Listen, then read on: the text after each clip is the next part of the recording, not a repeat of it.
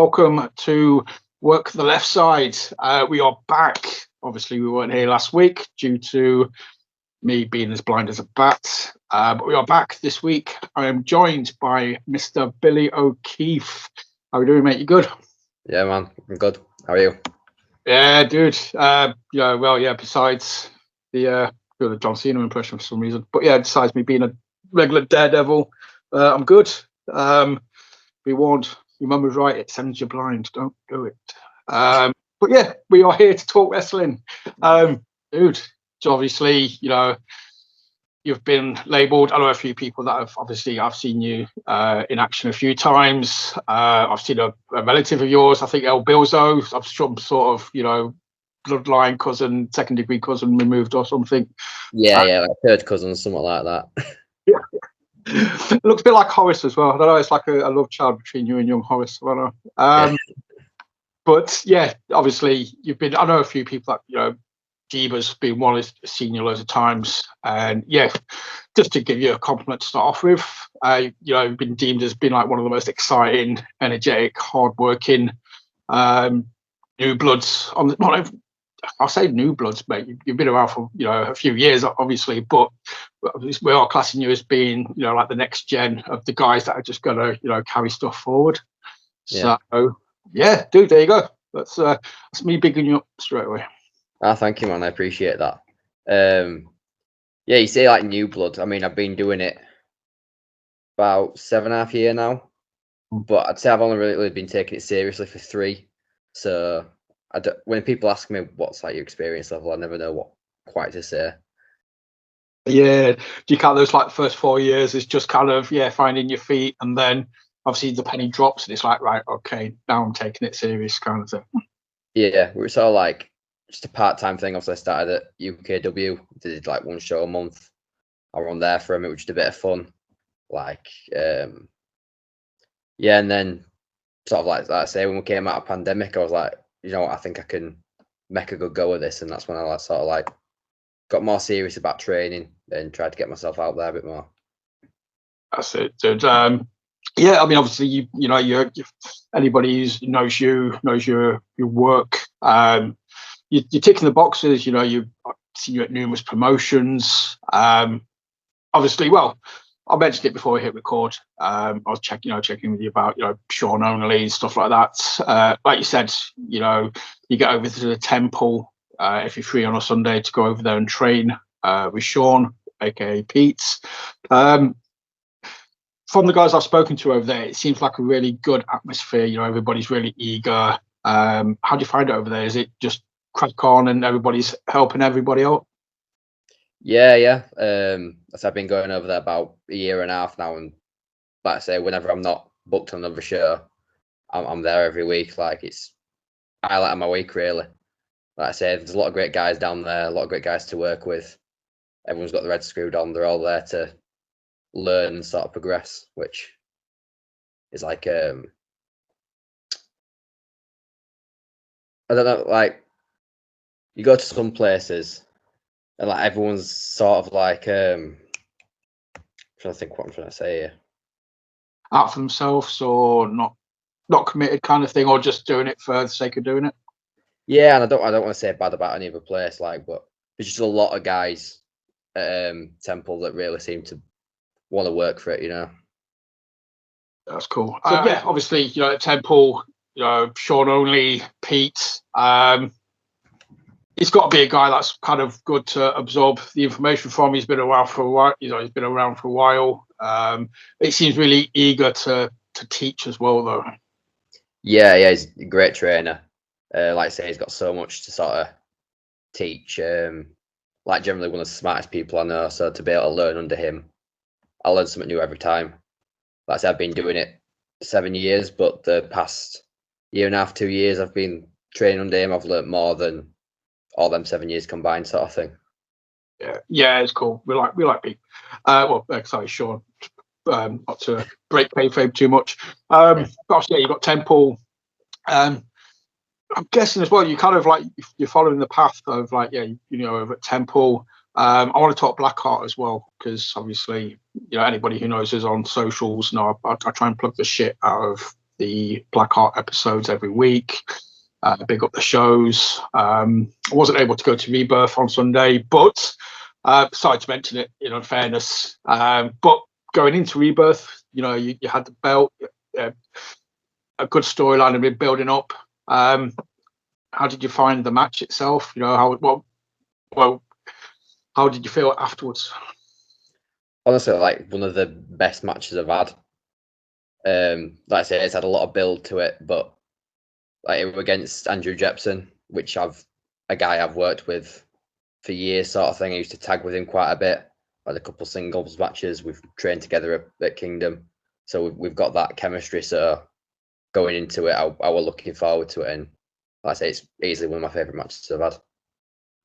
How are you finding? Because if anybody doesn't know, Blackheart obviously is one of the UKW do it, and a few other places do it, but I like that Blackheart do the weekly episodic stuff.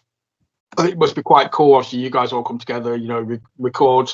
I presume obviously it all gets recorded in bulk and then it's split and spread out kind of thing.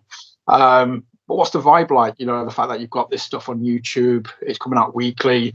It should hopefully, be building up a following. It must be kind of fun to be involved in. Yeah, like I think we're on about 8 episodes now or something. 9. Yeah. Something like that. But I think at first it was a bit like figuring out the kinks. Like we do all the recordings before the show, so like at first we were like didn't really have much time to sort of sort out the matches, and I think at first some of the first few matches were a bit clunky, just like a bit rushed and thrown together. But now, like the more recent ones, I think we figured out a good way to give the guys enough time to sort of plan in between. So we've got promos and stuff to do as well. Yeah, first few episodes, I think it kind of like those 2 matches on. They were only like 20 minutes an episode. Yeah, you had like 2 matches on, you had promos in between. I noticed the last few episodes before Rebirth, the penultimate one had like a battle royal, but the ones before that just had like 1 match per episode, and it gave the people more time, like you said, to kind of shine, as opposed to just having 5-minute matches. It actually gave them a bit of chance to build that momentum. Yeah. Because like I remember, I think it was the first set of recordings. I think I had 1 match, which didn't go the best, but I had a bit of time with that one. But then the next one was literally like, right, it's you and you. We were talking. We've been talking for like 2 minutes. I was like, right, you need to go in and film it. I was like, I think we planned a finish and roughly discussed what each other's moves were. We basically went in and called it all. Wow. Yeah, now we've sort of figured out how to do it a bit better. We're getting a bit more time to plan it, and I think the episodes are looking better and the match quality is being better because of it, definitely. Yeah, no, definitely. I think that kind of shows. I think the numbers are going up all the time. Again, it's just another way for people to get their eyes on you, kind of thing. It's a way for you to be able to showcase what you can do, as well as the rest of the guys. I think Blackheart's got a really cool roster. I'm hearing like there might be some more names coming in soon at some point. I know, like obviously James is hyped for it. He really wants to get behind it and push it as much as possible. But from talking Blackheart, again, it's a Sean connection, but you were the first guy to answer the Sean only open invitation at True Grit. Obviously, man, again, not pulling the curtain back too much, but I heard nothing but good stuff afterwards. Everybody's like super impressed. Loved the match, loved you and what you did there, kind of thing. And at that point, it was kind of made like, right, okay, this is going to be. We kind of know what the end of this story is going to be now as a result of you having that match. Yeah, well, like I was the first one, but originally I wasn't meant to be the first one. I was filling in. I think it was J-Ro Lewis. He was meant to be the first one, but something happened with him. I can't remember if he were ill or something. So Pete messaged me last minute asking me to go do it. And like I say, apparently once I did the first one, Boris were impressed and he talked with Pete and sort of figured out this mass storyline going forward, which would have been like one of the most exciting things I've done recently, because it's like a big long-term story thing which I haven't done much of. That's it. I mean, yeah, that's the thing with Blackheart. You got the weekly stuff, but it hasn't had much time to be fleshed out yet. Whereas this was, I mean, I think the first open challenge match was about 16 months ago, 18 months ago, or something like that. It was like, was it just after? It was the first show back after, or was it before? No, it was after lockdown, wasn't it? Yeah, I think it were like December 22, roughly, something like that. Back end of 22. That's it, yeah. So you had a good chance, obviously. Yeah, it was what end of last year. So yeah, you had about a year build from the first match to the last match to you. Again, apologies if I'm ruining, if I'm telling people that Santa Claus isn't real, but you came back under the mask, beat Sean. Sean's pissed. Then you had your moment in the Rumble as well. So, but I said as soon as you beat Sean, either with the mask on or out of the mask, you've got to become like a focal point of true. You're the guy who beat Sean only in the Open Challenge kind of thing. I think that should make you a key player within the promotion going forward kind of thing. If that makes sense. You've kind of earned your spot. Yeah. Well, like I said, I was talking to Boris with it, and he was saying he's happy that I've sort of been brought in this way, because it's like I've been brought in a bit more organically. Like they've got to know me before. Like there's been a build to getting to know me instead of just putting me in on a random exhibition and me trying to figure it out from there. I've actually had a story to work with, and I think the crowd are definitely invested in the character from here. That's it. I mean, yeah. But yeah. Do you keep the mask? Do you pull it off and do the actual? It's me. It was me all along. Everyone's like, yeah, we know. Big shot, But we'll still pop anyway because it's wrestling. I love the fact that you still call him Boris. Everybody who's actually behind the scenes doesn't refer to as JC as JC. It's Boris. Yeah. So you mentioned Kingdom as well. Again, that's another promotion. That's not on many people's radar, but I think more people are becoming aware of it. But it's very unique in obviously what it is and what it does. How do you find working, Kingdom? You are sort of buying. Did you sort of run ideas by them, or is it more of a case of like, we've got this idea, we want to kind of tell this story for this reason, and we would like your help to do it? Yeah, well, I've had a good handful of matches, but they've all sort of been part of one storyline. Like I came in a similar sort of story, to be fair, with Pete doing open challenges. Right. I came in and answered one, and then I think I beat him. No, he beat me, then I beat him, and then we had this big blow off match. And I had like a couple matches in between with with Horace and someone else. I think I've had one or two others. But yeah, we sort of did the big blow off match the last time I was there. So I haven't really done anything else afterwards storyline wise. So I haven't pitched anything, or they sort of just came to me with the idea of what they wanted me to do, and I've sort of done that now. So I'm looking forward to see what I do going forward there. How do you find it working there? Obviously, with the whole, because of what it is, it's wrestling in a church. I'm not talking like Left Bank, like True Grit is. This is actually, a church kind of thing, and the audience there might go in not knowing what to expect. Does it kind of put pressure on you or do you just go out and be like, it doesn't matter where I am, I'm just doing what I do? Yeah, don't really make a difference to me. It's just another wrestling crowd, really, and they are a really good crowd, to be fair, at Kingdom. Like they're always dead into it, dead loud. They pull a good crowd as well. Like they get good numbers. Give good guys to work with. So yeah, it's just like any other place, really. The church thing don't really come into it for me. That's cool. Again, I need to kind of get to a show. I've obviously known Gaz for years. Try and support as best as I can do. It's just getting there. But yeah, it's one of those. I've kind of imagined the atmosphere. I want to experience it and sort of get a feel for it, kind of thing. So I will get to a Kingdom show at some point. But going back to the other side, talking Temple, Wrestle Island. I was obviously looking through like YouTube, looking at some of your matches and stuff like that. And I noticed you had a match against Shady Natras. Was that over at? I kind of watched the match, but I didn't pick up. It kind of just showed me the match happening, so I didn't kind of get the promotion it was at. But I'm guessing it's like Wrestle Island or somewhere over there. That was PCW. Actually. Okay. Yeah. It was just a mate I used to know from UKW was quite heavily involved with them. so he sort of got me the opportunity on the show. Bit of a weird venue, to be fair. We're like in the middle of a nightclub. We were like the ring were on the dance floor, and all the lads like were getting up changed on the second tier, sort of where the second bar would be. You'd come like down the staircase to make your entrance. It was a weird place, but I had fun in that match. A lot of fun.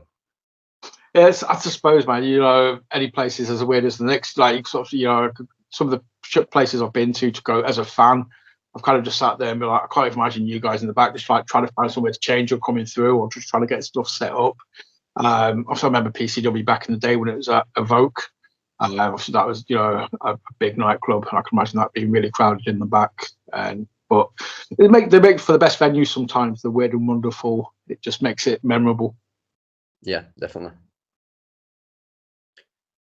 So I've got to ask the generic question. I apologise, but for anybody who's listening who's never seen an interview with you beforehand, generic time.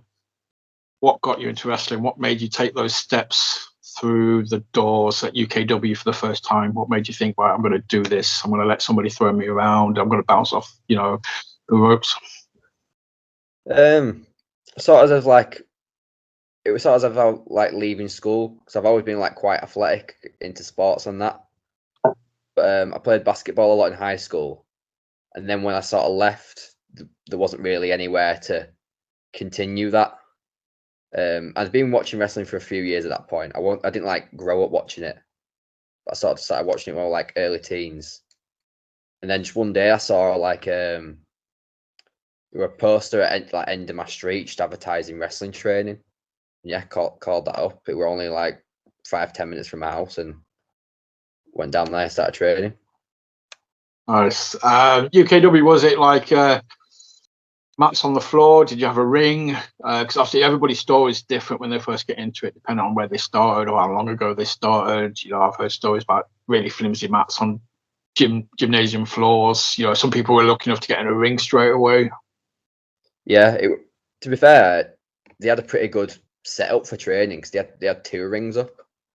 They had the big 20-foot one, and then they had like a little 16 or 14, which was the original one I started training in. So yeah, I never had that experience of like just wrestling around on mats. I'm quite lucky in that respect.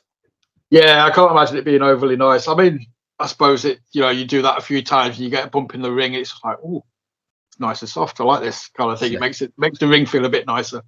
20-foot ring though, man, that's huge. You know, I've seen 20-foot rings in a few places. Not many people use them because they're just the size of them. I mean, if you started learning in one of those, that must have just been like running a marathon. Just doing the ropes must have just knackered you out.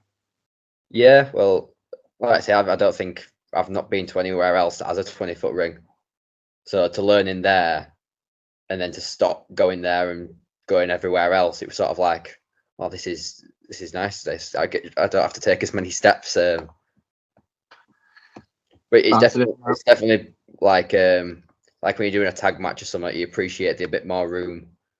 Or like a multi-man match when you've only got a 16 with 6 people in compared to a 20. So there's a big difference there. Yeah, I can imagine. Yeah, your movement, everything, your footwork. It's just you've got more freedom. You can literally stand there and just do little star jumps and be like, "Oh, there's a space. This is awesome." Yeah. You mentioned obviously tag team then as well. You know, as you said, you've done singles, you've done some tag stuff previously. I like to sort of check with people. A lot of people I speak to, obviously, you know, you want that single push. You want to be the star. You want everyone looking at you. Kind of thing. That's the whole thing of, you know, a wrestler. You want the eyes on you. But when they're actually working, a lot of people I speak to prefer doing tag team matches, tag work, because it's a bit different, and you get to have a bit of a rest as well, I presume. Do you have a preference? Personally, I prefer singles. Sometimes I feel a bit awkward stood on the tag rope for too long. You know, when you're just there, you're just trying to get the crowd to come up. You're not really actually doing anything. Yeah. Just stand there and clap for 5 minutes. Yeah. Yes, I'm definitely more of a singles guy. I've not done too much tag wrestling. I've said this to Pete. It's something we've been working on in training. I do want to do a bit more in training, so I feel more comfortable doing it on shows. Not that I haven't done it, but it's definitely a weak point. Yeah. Well, that's it, man. At least you've identified it, something to work on. You know, it might be when you feel a bit more comfortable doing it, you kind of get a new love or admiration for it. I think it's just the variety of it. You know, the stuff obviously you can do in tag matches, you can't do in singles. It just kind of keeps it fresh. Obviously, you got the hot tag spot that's always going to pop people. So yeah, I think it's something that will be cool once you feel comfortable doing it. Yeah, definitely. So I've sort of pitched at Wrestle Island to do a bit more tag stuff with Jero, because we travel together. I think we work pretty well together. So something might come of that going forward. Get a bit more experience that way. Nice. Again, yeah, you know what I said, I was looking through like your videos earlier, sort of stuff. That's definitely, I saw J-Ro's name pop up like just like every other match. It was like yourself or him. Ian Creed was another guy else who came up quite a lot. I think mainly through like Blackheart and stuff. And then obviously Horace. Definitely seems to be a group of you guys that all seem to work really well together, kind of thing, and work. You know, I'm presuming it's kind of becoming second nature. You know, when you guys step in the ring with each other. Yeah, like them three guys you just mentioned there. I've probably worked with them more than anyone. So, like I say, if put me on a show with them, we pretty much don't even really need to talk that much. We know instantly what each of us stuff is, what roughly we're going to do. How easy does that come across? You know, that not needing to communicate kind of thing. Like you sort of said before about Blackheart, where you know, like you had 2 minutes before a match and you had to call it, you know, in the ring kind of thing. I know some people struggle with that, or some people it takes years for it to develop, and then the penny drops. But it's one of those things. You know, you've got to have that. You've got to have trust in each other, surely, to be able to just know what each other's doing. Yeah, it's definitely a lot easier when you know the guy and you've worked him a few times, because you know what sort of spots they're going to go to. They have an idea what sort of you do, and like I say, the trust of I'm going to keep you safe, you're going to keep me safe, and let's just work through it. And that's it. I suppose the more times you do it as well, you can kind of start thinking like reversals or counters. It's like, okay, well, you got me with that last time. If you try and do that again, I can flip it on its head a little bit and we'll do this instead. You can start experimenting once you've got that sort of sense of trust. Yeah, absolutely. Like you can sort of tell the crowd might not necessarily get it, but you can sort of tell a little bit of a story over the multitude of matches that you've had, because you two both know exactly the last time you got hit with this move. This time I'm going to reverse it. Or no, now I know you can reverse it. I'm going to counter that reversal. That's it. That's like playing I've shown me age, or right, we played a game of Tekken where just some dudes like reverses your reversal, then you reverse their reversal. And it's just like, say, you've done 10 reversals on each other before anyone just lands a punch. Yeah. But yeah, that's that sense of being familiar with people, and like I say, it's just a trust. And like you mentioned story then. So I spoke to Pete a while ago, and I know he's big on sort of telling stories. He was like, a match could be like a TV series where like every 5 minutes is an episode. And you're telling so many different stories within each 5 minutes of the match, and it all builds together to the end. To me, that's got to be one of the trickiest things to kind of get your head around in wrestling, is the psychology, is knowing why you're doing something. Everything's got a meaning behind it. Yeah, that's like definitely one thing I've learned more from Pete, because like I've always been pretty good with my movement and actually executing the moves, but in terms of putting it all together, making it make sense, conveying a story over to the crowd, that's probably where I'm lacking the most. And like I say, that's what I've learned most from training under Pete. Is it something that you kind of learn by repetition? Again, is it something that, again, I know different people learn differently. Like, when I'm working, you've got to show me something and I've got to do it 20 times before I remember what I'm doing, kind of thing, before it sinks in. I don't know if that's the same in like wrestling, or, for you, kind of things like, right, we'll do this, right, make me do it 20 times, and then I'll kind of remember it, and it becomes second nature. But obviously you guys have got so much different things to learn. I don't suppose you can just sit there and just do something 20 times. I mean, it is repetition. At the same time, I think I'm a fairly quick learner. I think it's more bringing certain things to my attention. Like I'll be doing a spot that I've done 100 times over, and Pete will just mention this one little thing, and that'll make me sit there and think about it. Like, yeah, that's right. I need to sort that out, and then next time it comes to that spot, that'll crop up into my brain, and I'll know to do it the right way or the new way, sort of thing. Yeah, that's cool. Because that obviously goes to show then, the penny drops quite quickly. It doesn't have to tell you 20 times and then it sinks in. Because it would be quite easy just to sort of like go on autopilot and be like, right, I know this spot, I'll do this spot, instead of remembering, hang on a minute, I need to do this instead. Yeah. So you're constantly learning, absorbing the information. Going forward, then obviously, we've talked PCW, Kingdom, True Grit, Temple. As I've don't want to sound like Jericho when I say this, go or fucking hate saying a list because that's all anybody thinks of. But do you have a list like of things to tick off? Have you got goals to achieve this year that you've set for yourself? Do you want to say about that, or not jinx yourself, or what's 2024 got in store for you? I won't say I've got any goals in particular. It's just sort of carrying on from the past few years, keeping on training hard, keep trying to sort of get my face out there, try to get booked by more companies, work as many people as possible, try work more experienced guys, because that's the main way I'm going to learn.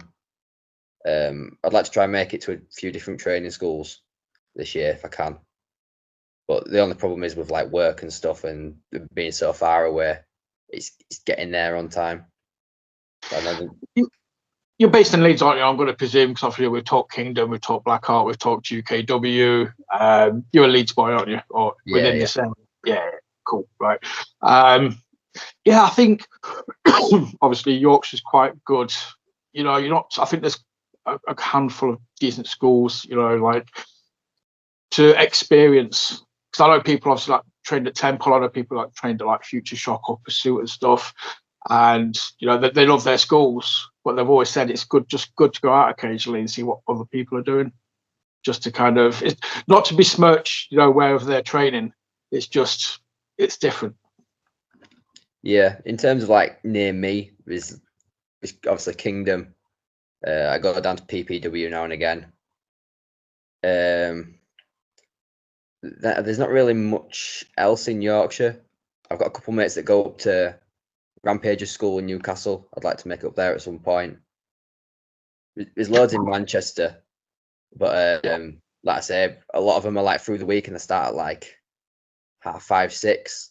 So I work till 4:30, and if I'm travelling over to Manchester at tea time traffic, then it's going to be an hour and a half minimum, isn't it? Yeah, so I haven't tried it, but. Dude, I mean, obviously Sunday's a Sunday if you've got the time. I mean, Temple's not that's not down the road. That's good for like 4-hour round trip, isn't it? Yeah, but like I say, Pete sort of got me on with taking him over, so I get my fuel paid for. It's a day out. We get a car full of us from Leeds. It's a good laugh. Nice. Obviously, J-Ro and I'm going to call him Sammy Blue, but obviously Josh is in the car with you as well, yeah? Nice. Yeah, that's like the main group that goes. Sometimes like some of us can't make it, and a few other guys come from like GTM or Kingdom. But yeah. Nice. Yeah, Sammy's another one I've had on the show before. I've had the pleasure of talking to. I'm expecting to kind of pop up in more places over the next year or so. Again, Blackheart he's been able to show what he can do on Blackheart, which is awesome. But yeah, I think there's a handful of you guys coming from the Temple. I keep saying you guys like you've already been doing it for a few years, but I'm including you because that's you say it's well class as the rebirth a couple of years ago when you started taking it seriously kind of thing. But yeah, there's just you, Josh Garler, Sammy Blue, J-Ro, all coming out of Temple and absolutely sort of smashing it. Yeah, definitely. We've started doing the Temple shows. We've done one so far. So that's really been able to like get a lot of the guys from Temple and just have them on the shows. So with the main Wrestle Island shows, there's a lot of spots that are already taken by other guys coming in and stuff. But I think that was about a month ago. I think that happened just before I spoke to Pete last time, kind of thing. Because I was like asking him, like, you probably stood at the back feeling like a proud dad, just watching everybody doing what they were doing, kind of thing. How did you find that show? Because the Wrestle Island fan base seems very loyal, very vocal. It's a community promotion, as old classic kind of thing. So I'm guessing they're going to be just full of support anyway for the Temple guys or the Island guys. Yeah, we're a good show. Good turnout. I say we're only a little bit less than what comes to the normal shows. I worked with a guy called Candy Stan. I don't know if you've seen any of his stuff. He's got like a Willy Wonka gimmick. Yes, I've seen a few pictures and stuff, but yeah. Yeah, that was sort of his debut match against me, which was quite fun to do. We did all the sweet gimmick and I spat in his face, and that got a good reaction. But that's it, though, man. Like I say, I mean, it sounds weird, but obviously, yeah, you could be classed as like being one of the the experienced ones, one of the vets when you're kind of stepping into the ring with those guys. I mean, like you said, yeah, you've been doing it for like 7 years, so you're pretty much, you've been around, you've been to a shed load of promotions. You're what these guys probably, inspired to be in a few years, kind of thing, or doing what you're doing. That must be weird. Like you, I sort of consider myself as just like a young blood, just getting started. But then when guys who haven't been doing it anywhere near as long as me come up to me and say, I'm really looking forward to getting on the show with you, that's a good feeling as well. Because I started coming in looking forward to working people like Pete and other top guys, and now some guys are coming up into shows looking forward to facing me. It's a good feeling. That's it, man. But again, it's like, it's a pat on the back. It's validation for what you've done. It's respect for the hard work you've put in and what you've achieved over the last couple of years, since you've knuckled down, kind of thing. Yeah, absolutely. So, but I think they were sort of saying that they kind of wanted to do 1 month it'd be like a Wrestle Island show, next month it'd be a Temple show, then a Wrestle, alternate it. So, I mean, I can imagine the Temple show is just building and building, and just getting more momentum as well, kind of thing. I think that's the thing. It's just a case of building that momentum and letting people know what you can do. Yeah, well, there hasn't been another one announced yet. So we had the Rumble show for Ireland, and there has been another main show announced. I think it's next month. So they must be skipping one. So I don't know how often they're going to be doing it, but you might find that they do a Wrestle Island and then a Temple one will be a month later, kind of thing. So it might be like every 3 months then. But there's, from what I heard, they want to keep doing it on a regular basis to give you guys, that showcase and let people to see what you can do. Because again, it's all word of mouth. It gives you chance to. It's brand exposure. It lets people see what you can get up to, and it's a good way for you to showcase your talents as well. Yeah, it's a good way for like say the guys in the Temple to get good show experience. That's one thing I got quite a lot of when I first started. I was starting at UKW. I trained for 3 months. I will put on main shows. Probably not ready for it, but it was sort of throwing me in at the deep end, and I learned that way. So yeah, to get them guys a bit of show experience and sort of get rid of them sort of nerves as well, and get a bit more used to working a crowd and sort of benefit them a lot more. I mean, that's got to be the most daunting thing. Again, you're only speaking as a fan, just being presumptuous kind of thing. But you're in the school, you're training. But that first time you have to step out the curtain, and you've got a paying audience there. I can't even imagine, those 5 seconds just before you kind of you're either going to be so hyped and full of adrenaline that you think, "Fuck it, I'm just going anyway," or you could just be stood there like, "No, I'm not ready for this. No, I'm out." Yeah. I remember first time I sort of had my first match. I remember stood behind the curtain. I was so nervous, but I said once you get out there, the adrenaline starts going. You hear the crowd. You sort of get into your character a bit more. You forget about it. That's it. Yeah, I suppose. But like you said, it's just that initial butterfly in it. Once you get out there, adrenaline's, a great thing. It gets you through injury, it gets you through bumps, it gets you through crowds. It's just once that adrenaline starts going, I suppose, there's no holding you back. No, yeah. Sorry, dude, I'm in a total coughing fit here. So yeah, obviously, mentioned UKW. I like to speak to people about the first booking outside of wherever they've trained, because that itself as well must be like an awesome feeling. Obviously it's one thing to be on a show for the people that train you, but for another promoter to have a spot on their show, they've obviously seen what you can do, or somebody's bigged you up enough that they're paying attention to you, and then they give you that spot on their show and actually pay you as well. That must be like an awesome feeling. Yeah. I think the first one I got were Blackheart, but that was like at the time a very similar set of guys to UKW. Like the roster were near enough identical. Trying to think like what the first like proper outside promotion I worked for. where you just walk in the locker room and you're like, I have no idea who any of these people are. Yeah. It might have been like Wrestle Island, to be fair.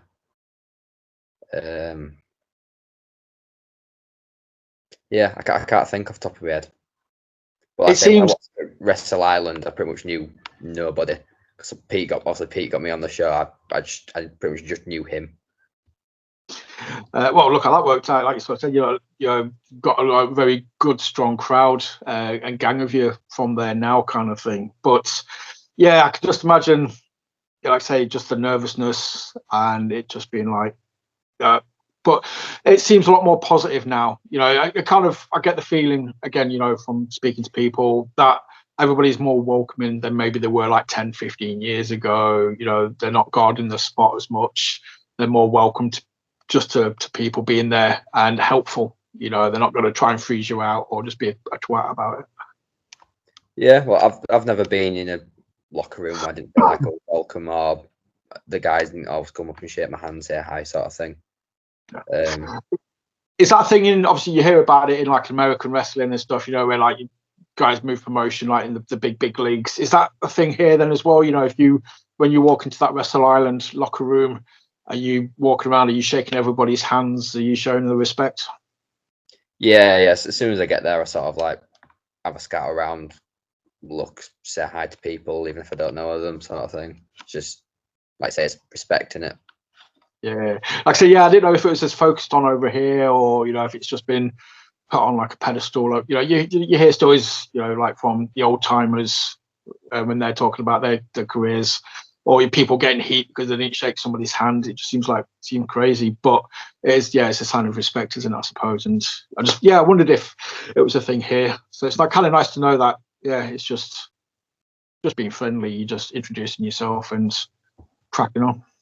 Yeah. Like I won't put myself down as the most sociable person, but I always try and make sure I say hi to everyone. I mean, it's probably some guys I've missed out before, and they probably look at me like, "Has he got a problem with me?" But I've generally just not noticed. Yeah. Yeah. I've always sort of said whenever we like talked about wrestling, like I'm so socially awkward at times. It still amazes people that I do this every week kind of thing. It's like I can talk to people if I'm talking to you through my phone. I can talk to anybody about wrestling. That's it. That's about it. Yeah. This or the other. But yeah, I would struggle so much if I just went in somewhere and I had to go up to people, introduce myself, and shake my hand. Because in my head, I'm like, they don't want to talk to me, so I'm just going to go sit in this corner and keep myself to myself and be very awkward about it. I couldn't do that. Well, probably I would if I had to, but yeah, dude, I think I'd be like you. I'd just be like, but yeah, no, my luck, I'd miss somebody off, and then I'd just get heat, and I'd never get booked again. Yeah, I kind of feel like I might have done that before in the past. Just like, oh, they're talking to each other. I'll say hi to them later, and then forgot. I say it's accidental heat, but. Well, here we go. Right, anybody who's watching this, if anybody knows if Mr. Bill has ever not spoken to you at a show, it was unintentional. He didn't mean it. You were just probably busy at the time. So, no disrespect's intended. No, like I say, I'm a bit like you. I'll say hi to everyone, and then if I haven't really got anything to say to anyone, I'll just sort of take myself off into the corner, do my own thing. Sit there. Like you said, before you got into wrestling, though, you sort of said, you'd watched it for a few years beforehand. Was there anybody that kind of when you first got into it? Was there anybody that you kind of thought, right, okay, I liked what they were doing, I kind of want to do what they do, or I kind of want to I want to use them as a source of inspiration? Or did you just go in as a clean slate and just think, right, I'm just doing what I do? Definitely aspects of a lot of different people, to be fair. Probably more like when I first started training, I wanted to try work more like a AJ Styles, TNA sort of style. I did a lot of flying around. I loved my high spots sort of stuff. We still do, to be fair, man. You still, like I said, man, you're still being deemed as like one of the most exciting talents, in the UK at the minute, kind of thing. Because you've you've got that air about you. You've got that phenomenalness, pun intended. So well, from day one, then, did you go in being like, right, I'm not the biggest guy in the ring, so I need to be one of the quickest? Pretty much, yeah. Then more recently, I've sort of like enjoyed more like technical wrestling. So I do all the high flying, but I find high flying is a lot easier to just throw in on a show because 9 times out of 10 it's going to get a good pop. Whereas not a lot of crowds care about technical wrestling, like proper old school British style. So you sort of got to test that out a bit. Oh, I'd like to see Billy O'Keefe versus Liam Slater for a pure True Grit pure match. Oh yeah, definitely. I'd love to do that.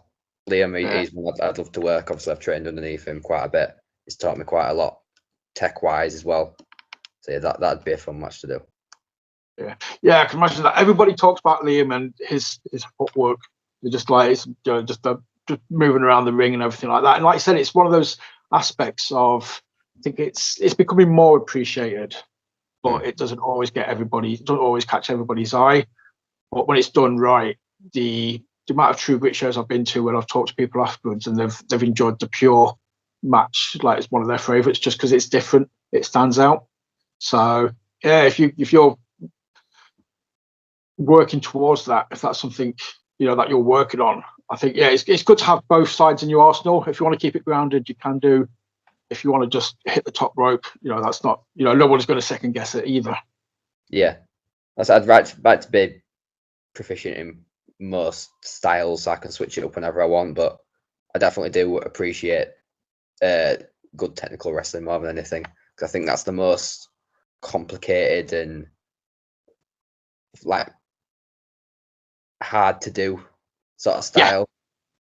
Oh, you've got to make it. It's not actually. It's making it look smooth. It's being fluid.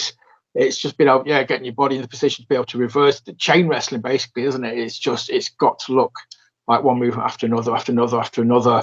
So many cogs in the machine, kind of thing. But if something goes wrong, it would be very easy just to lose where you are and just get flustered. Yeah, once you get like really good at it, it's something you can just do. Like, say a spot goes wrong, you can just be like, right, I'm taking this hold, I'm going to wrap you up this way. We can talk to each other while I've got you in this, and we'll work back to it. Nice. That's cool. That's good to know. So like you say, you've got that confidence. You can, like, if something goes wrong, don't panic. We'll transition into this. We'll have a technical breather, and then we'll get back to where we were meant to be, kind of thing. Yeah. I'm trying to think of like wrestlers and the first name that springs to mind for me is Eddie Guerrero. Who did the high flying really well. But if you tried to get Eddie on the mat, dude could probably out wrestle 9 out of 10 people as well. Yeah. So that would be. I do like sort of shoot wrestling as well. Like I've not done much of it, but like me, Sammy, and Pete went to an MMA gym the other day just do a bit of wrestling. Did a bit of shoot wrestling, and I enjoyed that as well. So to be able to make like an actual match look like shoot wrestling as well, I think that'd be really cool to do. Yeah, and again, it'd be different. It'd be, get eyes on the prize kind of thing. It sort of like, yeah, man, it's one of those things that if you did it well, people would be talking about it. I would expecting, to get the hits on YouTube or, whatever promotion it was in. And that's how you'd make a name for yourself as well. That just elevates your name and Yeah, gets promoters, gets you on the radars. yeah. Like I That'd be did, awesome, though. Yeah, I'd love to see that. like I did a Wild Boar seminar of a month, and he was sort of showing stuff like that. Like it was just doing a normal armbar, but it was making it look like something you'd see on UFC or something, like proper working it like a gritty hold. So I've really been Yeah, thinking about that sort of stuff since I've did that seminar. yeah. Again, trying to think of like, I suppose that kind of goes back to like the old school. You could look at the world of sport, like you get you guys like your Regals and stuff like that. That would probably tell you 20 different ways of how to make a hammerlock or wrist lock look like a legitimate fucking submission kind of thing. Yeah. I think that's something you don't see enough of now. But I don't think a lot of crowds appreciate it as much. Like I've definitely gone on to shows, started doing tech. They don't care about it at all, and then I'll just jump off the top rope, and that gets all the applause. So that's where I've sort of come more with a high flying style. It must be frustrating though, dude, because like I said, yeah, you by the sounds of it, just talking to you, the passion when you talk about this technical stuff, this shoot stuff, man, it's like bouncing. But that's kind of like I think you'd be really happy, yeah, if you could do one of those matches and the crowd gave you a standing ovation afterwards, dude. I think that would be like, if you could bottle that feeling, you'd be happy. Yeah, there's definitely places that do appreciate it, like say True Grit have the whole pure rules division, which would be a good way for place for me to do it at. But then like Wrestle Island, they're not really bothered about moves. They all want some more character stuff they're interested in. Like you can do the coolest move they've ever seen, but if you've built a story around a big slap and then you get a slap at the end, they're gonna pop that for that more than anything. Yeah, that's it. I mean, that's awesome. Wrestling is a bit of everything. I love the fact that you do get certain promotions that are just. It's like I spoke to a dude from Odyssey recently, and there's a saying it's still real in Morecambe. I mean, it's all building to that one moment, that one move. The fans are on the edge of the seat. Like I say, it could just be a slap. And if that gets a pop, awesome. Then you got your smart fans who want to go there and appreciate, all the moves or the technical side of things. That's why I like True Grit, so much. I think I'm not being biased, but I think the True Grit fans appreciate everything. If you want to give us a story, we'll enjoy a good story. You want to give us a technical match, awesome. We're gonna look at that and analyze that shit and just appreciate it. If you want to do the flippy stuff, great. We're gonna pop for that as well. But you can go to one of their shows and do whatever you want to do and whatever you feel passionate about, and yeah, you'll get a reaction from it. Yeah, they are a pretty good crowd. For, like you say, if you want to try something different, like I was a bit nervous when I first came out in the El Bilzo gimmick, whether I was actually going to get a reaction or not. And then once I get on the ring, I had people like chanting "C" with me and stuff, like people getting behind the Mexican stuff. Yeah, it's good when that sort of comes together and the crowd are behind it. Yeah, definitely. I mean, it's been the cliche of it's not a British wrestling show unless there's a fake Mexican on it, kind of thing. There's always got to be somebody who's Mexican. It's been a while since we had the C chant, so yeah. Again, I think True Grit. Again, it's credit to you as well, though. You went out there, you made it work, you got the reaction straight away. But even if you hadn't, I think within 5 minutes, you'd have got it. You and Sean kind of had people, where you wanted us to be. Yeah. But like I say, Sean knows exactly what sort of story we need to tell, how we need to do it. Obviously, he's taught me pretty well, so I'm quite confident going into that match.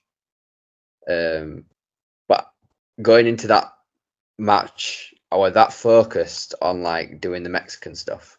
When the bell rang, it doesn't happen to me often, but my mind just went blank and I forgot what the first thing I was meant to do was, because I was that focused on getting the El Bilzo thing over.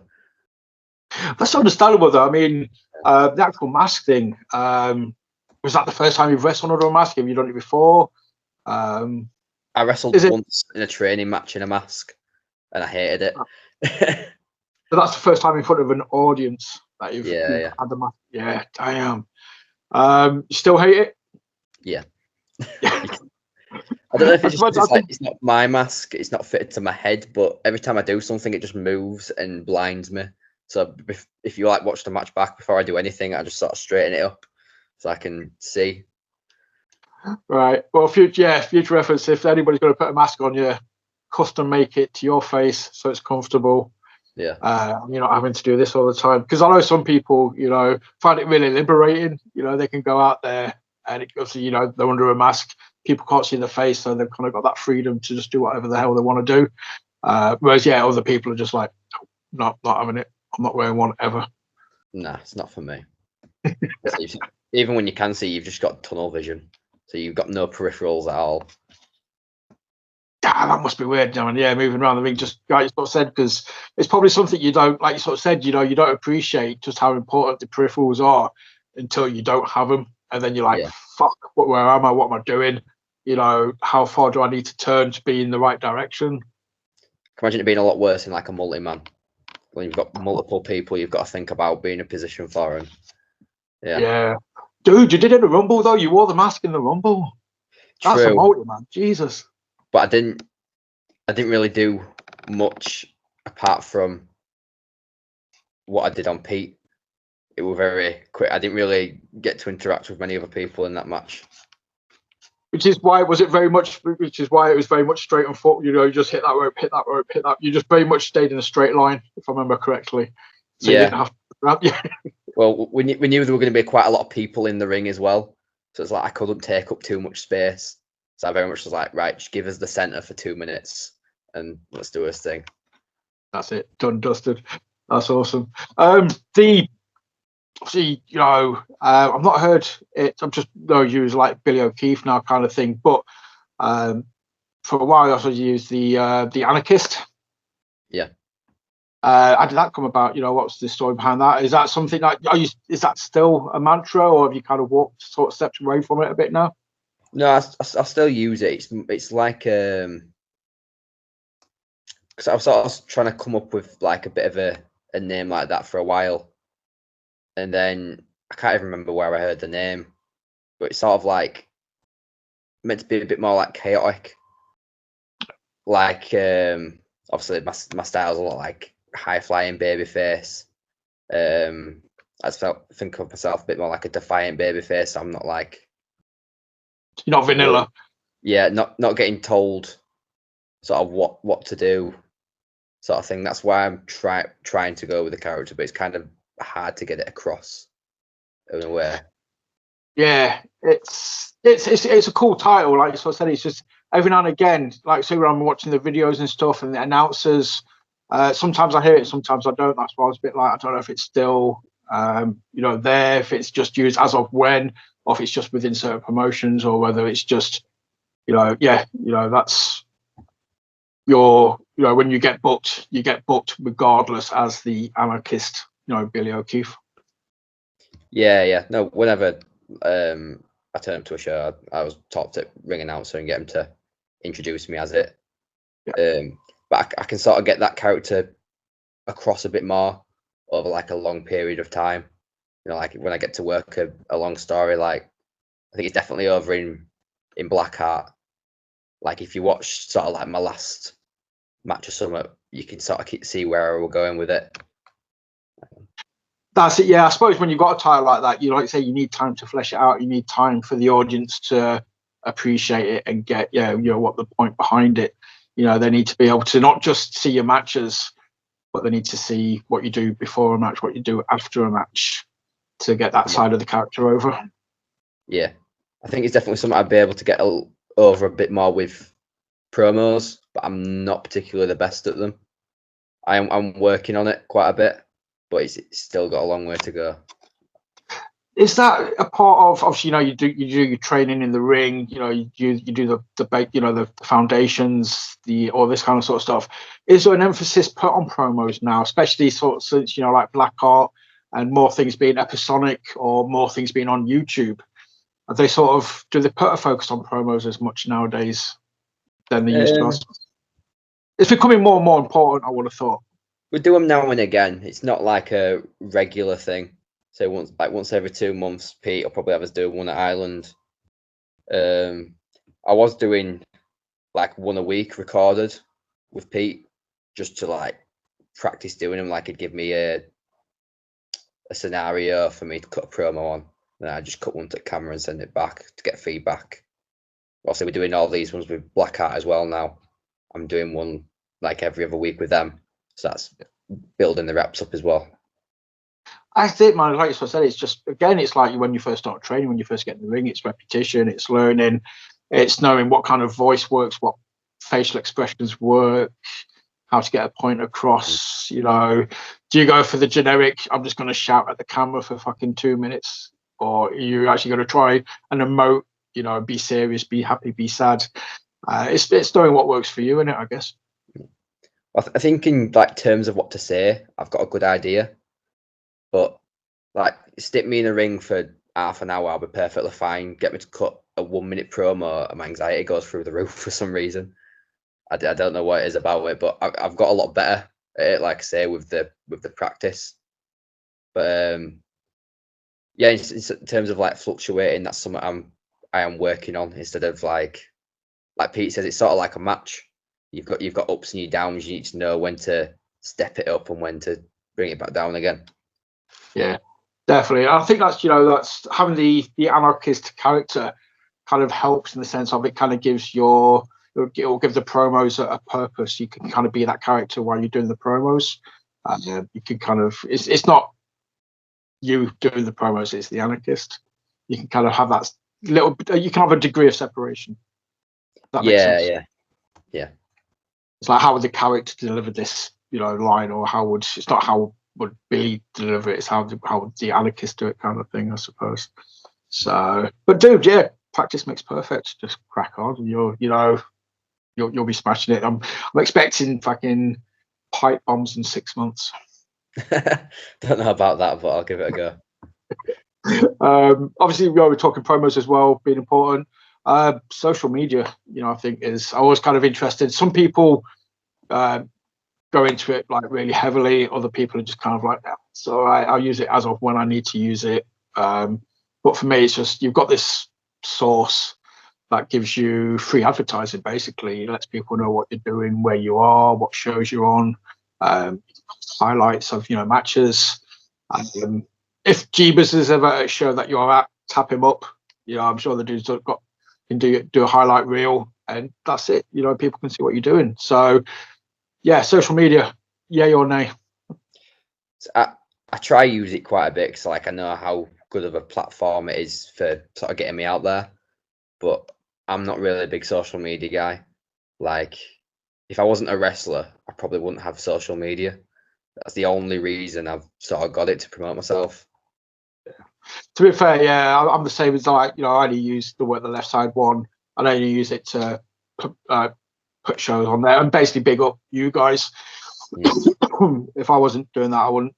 But somebody kind of turned me around the corner recently when they sort of said, you know, don't focus on the media aspect of it, focus on the social aspects, especially with something like on Twitter. As much of so many twats out there, it's very easy to get bogged down on stuff. But with something like that, majority of people on there are there because they're interested in the same thing you are. You obviously like wrestling, on work the left side kind of thing. So, you know, there's always, you can always talk to somebody about wrestling on there, or you can always get somebody's feedback, or there's always going to be somebody interested in what you're doing. Yeah, I do get that, but like I say, I'm not the most social person as it is. So if I'm like, I don't want to be on my phone being social all the time and wasting my social battery, I'd rather wait and give that to the people that I see in real life, face to face, sort of thing.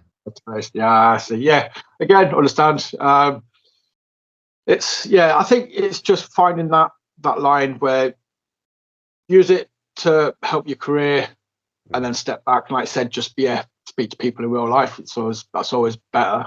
But yeah, it's just finding that balance. Don't lose yourself in it.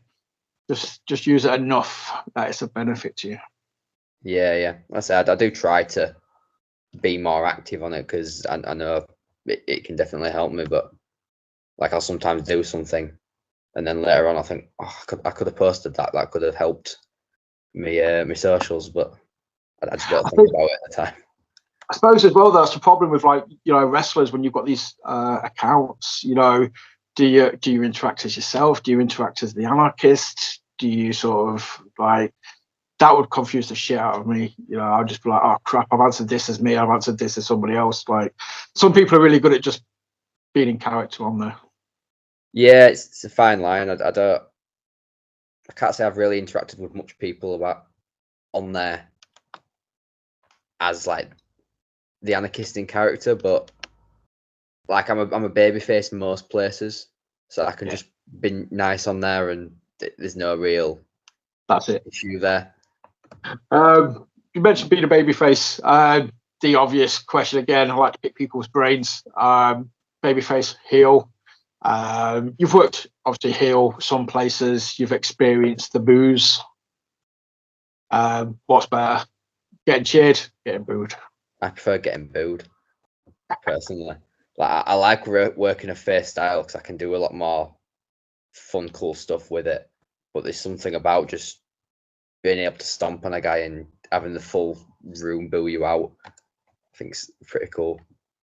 If you go down the shoot route as well and the technical routes, that would lean. You can be a babyface and do that sort of stuff. But if you was a heel, you could just do a cheeky little chin lock just to piss people off for 5 minutes and get the boos, and then work it into another move. Yeah, that's sort of what I'm trying to do with my heel character. Go down more the technical route with that side, and working it in that way. Because like I say, it's a lot harder to get over as a face with a more technical style because most crowds want to see something more exciting. Yeah, it's like you said before, dude. You can do this move, and crowd are sat there like, oh, yeah, that's cool. I'm gonna do some sort of top rope. Yes! Awesome. Yeah, it's like there we go. Okay, give the people what they want. I've also said it so well. It's but then again, on the flip side, the people always say it's easier. No, it's easier to make people boo you than it is to make them cheer you if you're not doing the flippy stuff. Yeah, I can see that. But I think I've done babyface more than I've done heel, so I think I find it easy to work face just because that's what I'm used to. Again, it's what isn't it? It's comfortable in doing what you do and doing what you do well and being familiar with it, I suppose. But yeah, it must be when you work heel, that must be exciting. It's fresh, it's new, it's something to look forward to. If you get booked at promotion and they say we want you to be heel, I can imagine you have a little cheeky smile, like yes, okay, here we go. Yeah. If I ever get a choice, I choose heel. Nice. Dude, I'm trying to look at the timer without. Normally, I can see perfectly, and I try and aim for about an hour. At the minute, I can't see, so I'm thinking we may be coming up to the hour. I don't want to keep you for too long. But what you got coming up? I'm going to start letting you big up. What shows you got coming up? Where can people see you? Shout out to what shows do people need to buy tickets for over the next month or so? Yeah. So this Saturday I've got Stockport Plaza Wrestling. I don't know. I've got there. Can't remember. Then it doesn't matter. You'll get the W anyway. Yeah. Week after that's Kingdom. I'm back there. I'm with Jimmy Jackson. I'm looking forward to that match. I don't think I've got all the week after then. Might be down for LDN. I can't remember. Okay, cool. I'll be alright. And then week after that's Blackheart. Back there yes, at Guys Theatre. Yeah. Well, we touched on it earlier. The loss of the title. What's the future hold for the Anarchist in Blackheart? Is there a rematch clause in your contract, so you're going after somebody else? Whatever's going to happen, I presume there'll be a good story behind it. But yeah, can you kind of give us a heads up? Well, some of it's already been filmed for Unleash, so I can't give away too much. But yeah, I'm not really sure sort of what direction I'm going to be going. I haven't talked to the promoters about it or anything. It's sort of like a bit of an end of an era for what I've been doing at Blackheart, because what I've spent the past 3 years chasing the title, then having it, and then keeping it for a year and a half. So it's sort of like, don't know. I'm not sure which way I'm going to go with it yet. Yeah. But That's it. I think, yeah, obviously they know what they're doing. You know, I'm sure the whatever they've got in store for you, it'll be fucking awesome. And it'll give you a chance to shine. Like I said, it'll give you a chance to tell a story, have some good matches. So you say, but yeah, you spent a long time chasing the Blackheart title. Just quickly get your take on that as well. When you're a face, you know, is it about the chase, you know, as far as storylines go? How hard was it to, once you got the title, to kind of keep people interested, to keep yourself interested, you know, going forward? Because it's all about the chase a lot for people. Yeah, I definitely think it was the chase that sort of got me over. Because I remember at first when I challenged for it the first time, we had a pretty good match. I think it was me and Ellis Barker. And after the match, I did like a spot where I jumped off the barricade, the balcony, which also got a massive reaction. I came back and promoter was like, "Oh, they were so behind you. We should just put the title on you now." I was like, "Nah, I don't need it yet. Just keep building it." I think we built it for like a year then before I finally got it. But then I think by then the crowd were that used to me that I was just able to carry that through once I won the title and sort of stay over with them. Yeah, that's where the pressure lies. Like I said, it's easy to get behind somebody when they're chasing for it, but then you've got to keep their interest once you've got it. You know, you don't want them to get bored. You don't want them to start rooting for somebody else. It's like on the chase kind of thing. It's your belt. They're your fans. You've got the pressure's on you to keep them wanting to come back and keep rooting for you as champion. So job done, man. Like I said, you held it for over a year, and you always got a good reaction. You know, Blackheart fans are always psyched to see you. So apologies, but yeah, I'm gonna let Billy go. Managed to get it back. So, dude, plug your socials, Instas, work the left side, get people where they can see you. Yeah, so I'm on pretty much everything. Search Billy O'Keefe into Instagram, Facebook, Twitter, YouTube, TikTok. I'm on pretty much everything. Yeah, thanks for having me on, man. Great, not a problem, dude. Sorry for the hiccups, but obviously, yeah, when I upload this, I'll post all the links on there. On Twitter, I'll tag Billy in. If you're not following him, give him a follow.